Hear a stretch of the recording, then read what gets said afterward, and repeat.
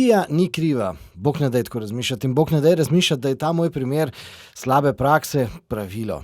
Jaz ne verjamem v to, pa čeprav se je ta primer pridružil dolgemu spisku mojih slabih izkušenj z električnimi avtomobili. Je pa dejstvo, da sem si za tokratno zimsko vožnjo v Nemčijo raje umislil hibridni avto, ker nekaj res velja. Potovanje z električnimi avtomobili po zimi pogosto zahteva bistveno več priprav, predvsem pa bistveno več prilagajanja, ker dostikrat gre kaj narobe, pa čeprav redko zaradi avtomobila. Ampak za dejstvo, da sem takrat do Münchna potreboval kar 9 ur, seveda namesto recimo kakšnih 5, ni kriva samo električna infrastruktura, tudi sneg pa avstrijski cestarji, ki so recimo predor zaprli za celo uro, pač zato, ker je bil sneg, ker je bil v predorih tudi snežilo. No, v Kii je bila vožnja prijetna, vam pa pokažem nekoga, ki je takrat bistveno bolj trpel.